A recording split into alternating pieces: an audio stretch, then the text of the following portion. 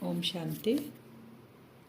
16/6/26 की मुरली है। बाबा कहते हैं, तुम अभी सच्चे सच्चे राजयोगी हो। तुम्हें राज ऋषि भी कहा जाता है। राज ऋषि माना ही पवित्र। अभी हम कौन है? राजयोगी हैं। हम बाबा से योग लगाकर अपने सूक्ष्म कर्मेंद्रियों को, बाबा कहते कंट्रोल में करते हैं। हम मालिक हैं। अभी हम राजा आत्मा हैं। अभी हमारा जीवन राजयोगी जीवन है। फिर बाबा कहते हैं तुम राज ऋषि हो। ऋषि यानी पवित्र। अभी हमारा जीवन पवित्र है, इसलिए हम ऋषि भी हैं, राज ऋषि भी है और राज योगी हमारा जीवन भी है। प्रश्न है, तुम बच्चे मनुष्य को माया रूपी रावण की दलदल से कब निकाल सकेंगे? उत्तर, जब तुम खुद उस दलदल से निकले हुए होंगे। दलदल से निकलने वालों की निशानी है इच्छा मात्रम अविद्या। एक बाप के सिवाय और कुछ भी याद ना आए। अच्छा कपड़ा पहने, अच्छी चीज खाएं, यह लालच न हो। तुम पूरा ही वनवाह में हो, इस शरीर को भी भूले हुए। मेरा कुछ भी नहीं, मैं आत्मा हूँ। ऐसे आत्मा अभिमानी बच्चे ही रावण की दलदल से मनुष्यों को निकाल सकते हैं। बाबा कहते हैं कि दलदल, कौन सी दलदल? ऐसे भी अगर हम दलदल में फंस जाते हैं ना, तो खुद से नहीं निकल पाते हैं। दूसरा कोई बाहर से व्यक्ति जो दलदल के बाहर है, वो आके हमारी हेल्प करता है, तभी निकलते हैं। तो हमारी हेल्प बाबा ने की, हम निकले। कौन से दलदल से? 5 विकारों रूपी दलदल में फंसते ही जा रहे थे। हम सोचे थे ये नेचुरल है, ये होता ही है, परंपरा से चल रहा है। बाबा ने हमें आकर ज्ञान का तीसरा नेत्र दिया, समझ दी कि ये जो 5 विकार है, ये रावण के चंगुल में हम फंसे हुए हैं, दलदल में। तो हम निकल गए हैं। तो बाबा कहते अगर जो बच्चे खुद निकल गए हैं, जिनको ये पुरानी दुनिया यानी रावण की दुनिया आकर्षित नहीं कर सकती है, चाहे शरीर हो, कपड़े हो, खाने की चीज हो, अगर कोई इच्छा है तो वो दलदल में है। अगर उनमें वो इच्छा नहीं है तो रावण की दलदल में नहीं है। वो दूसरों को भी निकाल सकते हैं, यानी दूसरों को भी बता सकते हैं कि तुम शरीर नहीं आत्मा हो। ये नॉलेज उनको दे सकते हैं, पिता का नॉलेज उनको दे सकते हैं, लेकिन पहले खुद निकले हुए हो। ये बाबा कह रहे हैं। गीत है, तू प्यार का सागर है, तेरे एक बूंद के प्यासे। ये गीत जब बना हुआ है पहले का, क्योंकि अब तो हम बूंद के प्यासे नहीं, अब तो पूरा सागर ही हमारा हो गया है। ओम शांति। कोई समय गीत जब बजाया जाता था तो बच्चों से गीत का अर्थ भी पूछते थे। अब बताओ तुम कब से राह भूले हो? कोई ने कहा द्वापर से, कोई ने कहा सत्युग से। जो कहते हैं द्वापर से भूले हैं वह रॉन्ग है। बाबा पूछते हैं, गीत सुनते थे, फिर बाबा उनको बोलते थे कि प्यार का सागर है, तुम बोल रहे हो, लेकिन तुम ये बताओ कि तुम कब से राह भूल गए? तो कोई कहते द्वापर से, फिर बाबा कहते कोई कहते सत्युग से राह भूले हैं। तो बाबा कहते हैं कि नहीं, राह कब से भूले हो? द्वापर युग से नहीं, सत्युग से भूले हो। दो बातें कहते हैं ना बच्चे, कोई द्वापर से, कोई सत्युग से। तो बाबा ने कहा सत्युग से, क्योंकि सत्युग में तुम आत्माभिमानी तो रहते हो, लेकिन बाबा को नहीं जानते हो। और द्वापर युग में भी बाबा कहते हैं, द्वापर युग में भी क्या है, तुम खुद को भी भूल गए और बाबा को भी भूल गए। तो राह हम बताने के वाला तो अभी तो तुमको मिला है, माने राह, रास्ता हम सत्युग से ही भूल जाते हैं। वो रास्ता हमें केवल संगम पर ही पता है। कौन आता है, कब रास्ता दिखाता है, कब हम जाते हैं, तीनों कालों, तीनों लोकों, सबका नॉलेज हमें अभी ही है। तो सत्युग से ही हम, सत्युग में ही राह बताने वाले को नहीं जानते हैं, हम भूल जाते हैं। वहाँ कोई बाप को जानते नहीं, गोया भूले हुए हैं। भूलना भी ड्रामा में नूत है। फिर अभी राह बताने आए हैं, कहते हैं प्रभु राह बताओ। हम सत्युग से लेकर बाप को भूले हैं। बाबा प्रश्न पूछते हैं बुद्धि चलाने के लिए। ये ज्ञान ही निराला है ना। ज्ञान का सागर बाप ही है। बाप सम्मुख समझाते हैं, ज्ञान का सागर, सुख का सागर मैं ही हूँ। तुम भी जानते हो बरोबर, पतित पावन भी एक ही बाप है। यह तो भक्ति वाले भी मानते हैं। पावन दुनिया है ही शांतिधाम और सुखधाम। पतित पावन एक बाप है, ये भक्ति वाले कैसे जानते हैं? क्योंकि भक्ति वाले भी पुकारते हैं, सारा दिन पूजा करते हैं किस किस की, और उसके बाद कभी देवी देवताओं के, कभी पक्षियों, कभी वृक्ष की, सबकी पूजा करते करते भी लास्ट में पतित पावन को बुलाते हैं। मैंने उनको भी पता है पतित पावन इस दुनिया में नहीं है, बाहर से आके हमको पावन बनाएगा। फिर बाबा कहते हैं शांतिधाम और सुखधाम पावन दुनिया है। अब सुखधाम और दुखधाम आधा आधा है। 5000 साल का ड्रामा है तो 2500 साल सुख, 2500 साल दुख। यह तो बच्चे अच्छी रीति जानते हैं। बाप प्यार का सागर है, तभी तो सब उनको फादर कह पुकारते हैं, परंतु वह कौन है, कैसे आते हैं, यह भूल जाते हैं। 5000 वर्ष की बात है, बरोबर इन देवी देवताओं का राज्य था। सतयुग में है सदगति, फिर दुर्गति कैसे होती है, कौन बताए। बाप ही आकर समझाते हैं, द्वापर से तुम्हारी दुर्गति हुई, तब तो बुलाते हैं, तुम समझते हो, ये कोई नई बात नहीं है। बाप कल्प कल्प आते हैं, अभी निराकार बाप आत्माओं को समझाते हैं। कोई भी अपनी आत्मा को नहीं जानते। हम क्या जानते थे पहले, हम आत्मा है। बाबा ने आके हमें अपना परिचय दिया, खुद का परिचय दिया। ऐसे कभी कोई नहीं बताएंगे कि हमारी आत्मा में सारा पाठ भरा हुआ। कोई गुरु गोसाई इतना किए हम 63 जन्म से, किसी ने भी नहीं बताया कि ये जो पाठ है किस में भरा हुआ, आत्मा में है क्या। कभी नहीं कहेंगे कि मैं अनेक बार यह बना हूँ, पाठ बजाया हूँ। ड्रामा को वह जानते ही नहीं, करके लाखों हजारों वर्ष का है, फिर ड्रामा तो है ना।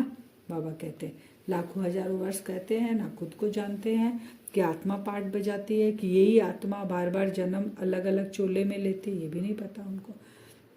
बाबा कहते हैं यह तो कहेंगे ना, यह ज्ञान बाप ही बच्चों को सम्मुख देते हैं, मुख से बात कर रहे हैं। तुम जानते हो हमको शिव बाबा ने ब्रह्मा द्वारा अपना बनाया, ब्राह्मण बनाया। अब निराकार कैसे बनाएगा, इसलिए मुख का आधार लेता है, शरीर का आधार लेता है ब्रह्मा का, और हमको ब्राह्मण बनाता है। शिव बाबा का यह बच्चा भी है, वन्नी यानी स्त्री भी है। ब्रह्मा बाबा कौन है, शिव बाबा का बच्चा भी है, और उनकी वन्नी यानी स्त्री भी है। कैसे स्त्री है, क्योंकि बाबा उनको अडॉप्ट करते हैं। मेल तो उनका पुरुष का है, शरीर तो उनका पुरुष का है, मेल है, लेकिन बाबा उनको अपनी स्त्री बनाते हैं, क्योंकि उनके थ्रू बच्चों को अडॉप्ट करते हैं। क्योंकि ऐसे लौकिक में भी पिता जन्म देती है माता, तो पिता के बच्चे हुए वो, तो वैसे ही यहाँ माता बने ब्रह्मा बाबा, और स्त्री बने उनके, माँ बने, तो हम बच्चों को जन्म दिया उनके मुख से। देखो कितने बच्चों की संभाल की जाती है। अकेला मेल होने के कारण सरस्वती को मददगार बनाया। ब्रह्मा बाबा मेल होने के कारण मम्मा को यानी सरस्वती को मददगार बनाया बच्चों को संभालने के लिए। यह बातें शास्त्रों में नहीं है, यह है प्रैक्टिकल। बाप ही राजयोग सिखलाते हैं। जिनको राजयोग सिखाया वह राजाएं बने, 84 जन्म में आए। बाबा ने कहा जिनको राजयोग सीखे वही 84 जन्म में आएंगे, शुरू से लेकर लास्ट तक। बाइबल, कुरान, वेद शास्त्र आदि पढ़ते तो बहुत है, परंतु समझते कुछ भी नहीं।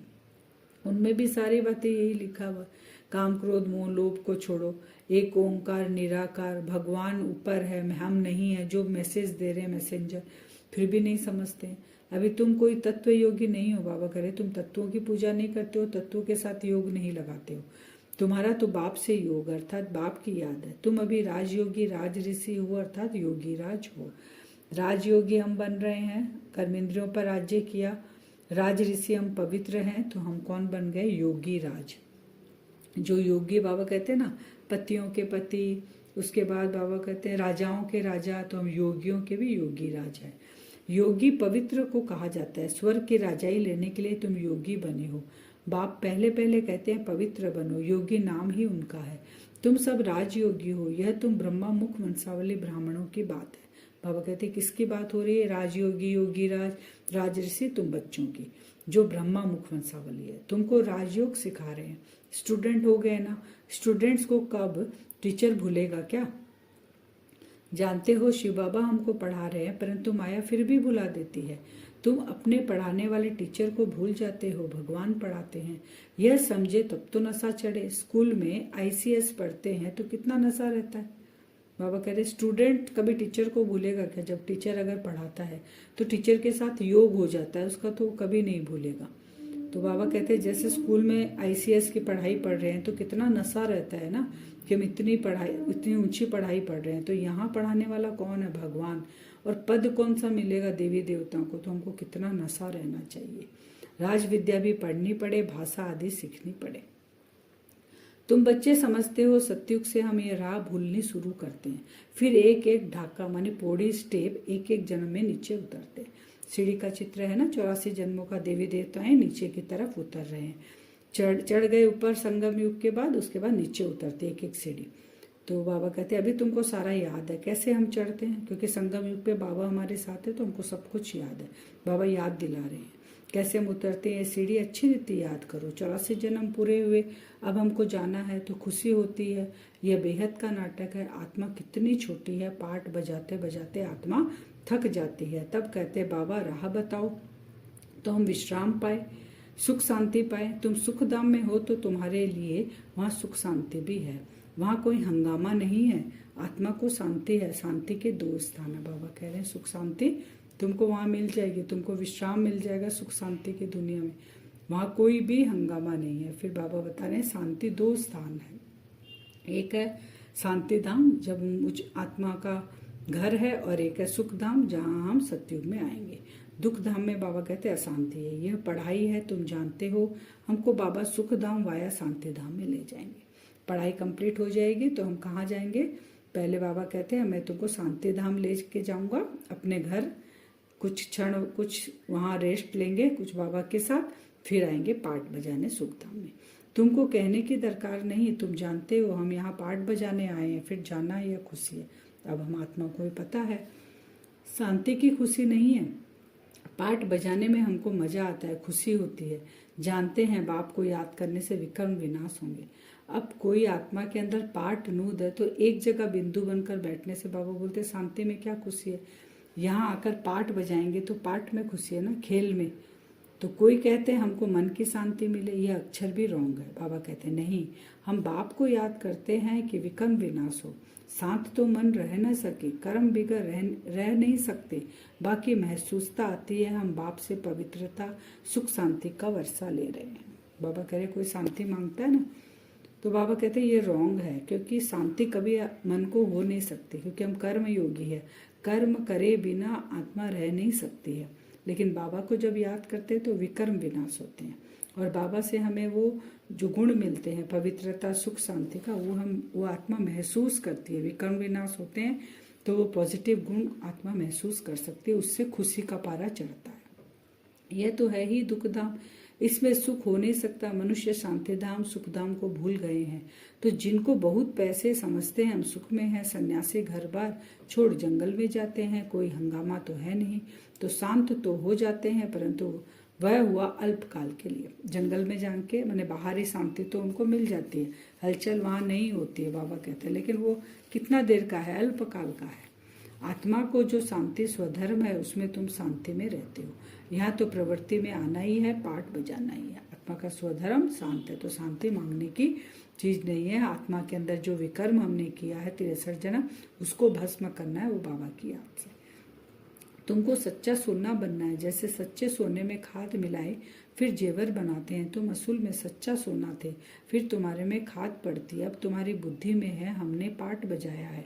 अब बाबा सोने के साथ कंपेयर करके एग्जाम्पल देकर समझा रहे हैं कि सोने की ज्वेलरी जब बनाते हैं खाद पड़ती है, और उस खाद को निकालने के लिए उसको अग्नि में डाला जाता है। तो बाबा वही करे, तुम आत्मा भी में खाद पड़ गई विकारों की। अब हम जाते हैं पियर घर।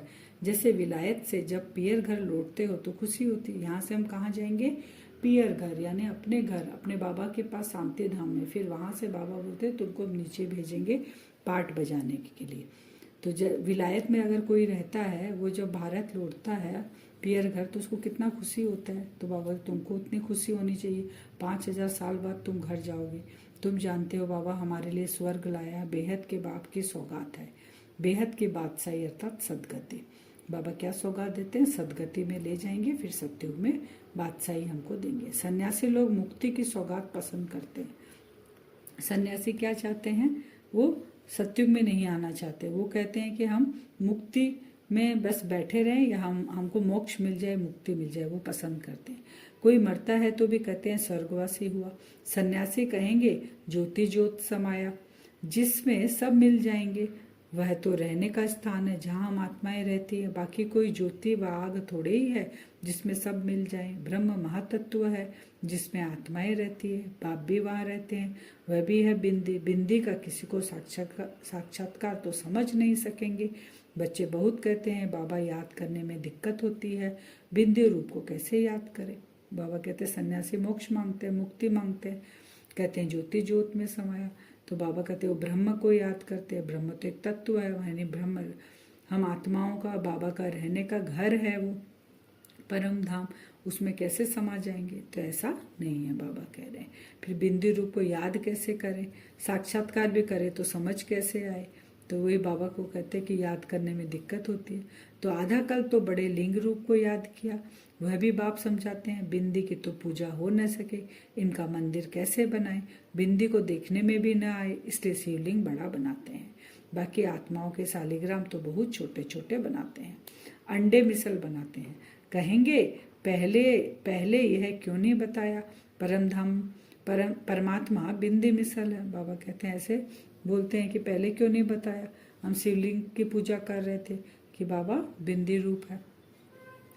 बाहर से तो खूबसूरती बहुत है, लेकिन बाबा कहते हैं ड्रामा में जब जिस समय सुनाने का होता है ना, बाबा वो ज्ञान उसी समय सुनाते हैं। शुरू में कैसे बाबा लास्ट का ज्ञान सुना सकते हैं, तो वो स्टेप बाय स्टेप बाबा ज्ञान सुनाते हैं। बाहर से तो खूबसूरती बहुत है, जैसे रूने के पानी का मिसाल देते हैं। यहाँ पे कलयुग में भी क्या दिखाते हैं? बाबा कहते हैं खूबसूरत बाहर का है, अंदर में खूबसूरती नहीं है। आत्मा एकदम पतित जड़ जड़ीभूत हो गई है। तो वही बाबा कहते हैं रूने के पानी की मिसाल देते हैं। भक्ति भी सुहेली यानी आकर्षक बहुत है। बाप कहते हैं ये रूण्य का पानी है, माने मृग तृष्णा समान है। मैं चमकता है ना पानी, बालू में देखते हैं ना रेगिस्तान में, ऐसे लगेगा पानी है, चमकेगा धूप से, लेकिन वो पानी नहीं है, चमकदार है। तो बाबा कहते हैं वो पानी वैसे रूण्य का पानी है। ये कलयुग क्या है, ऐसे धोखा देता है। इस दुबन में फंस जाते हैं, फिर निकलना ही मुश्किल हो जाता है। एकदम फंस पड़ते जाते हैं, औरों को निकालने फिर खुद ही फंस पड़ते हैं। कुछ ऐसे होते खुद को दूसरों को निकालने जाते हैं, खुद भी फंस जाते हैं।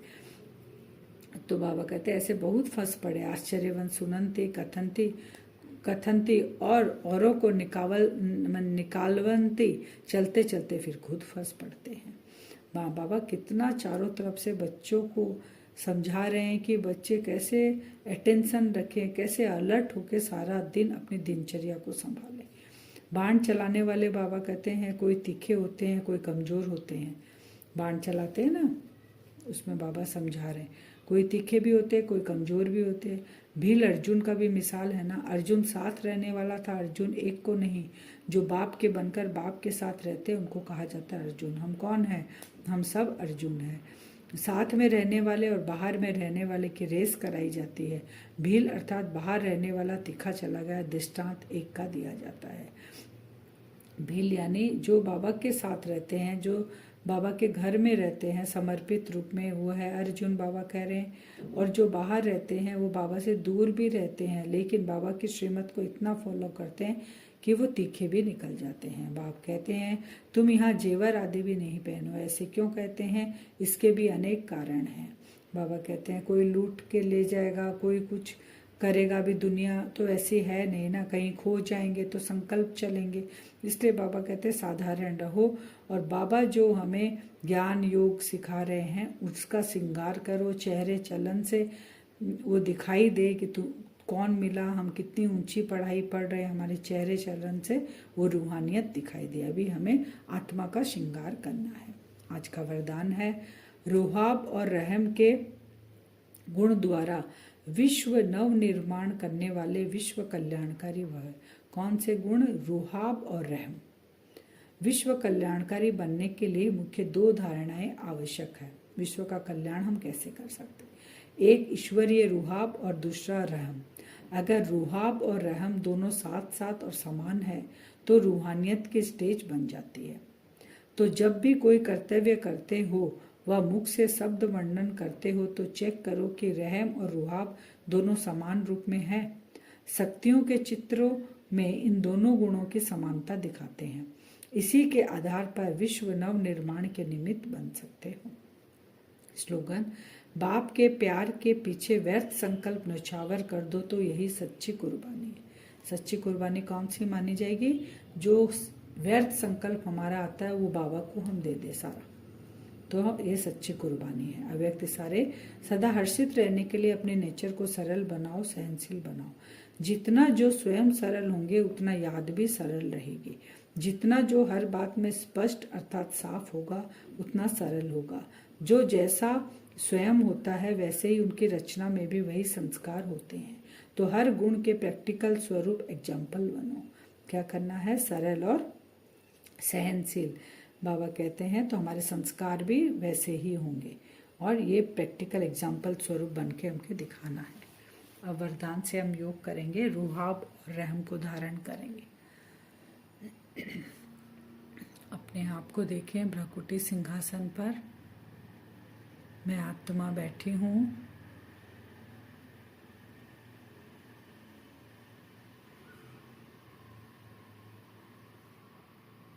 अपने आप को विजुअलाइज करें।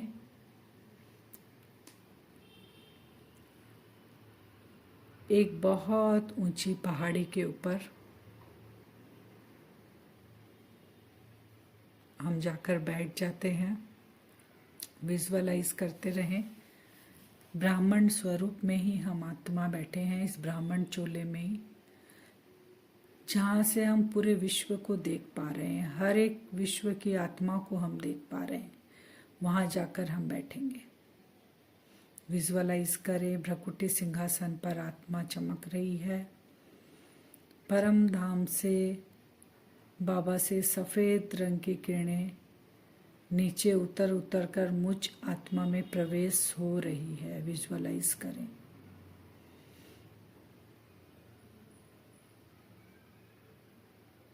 ब्राह्मण स्वरूप आत्मा भ्रकुटी सिंहासन पर ऊंची पहाड़ी पर बैठे हैं।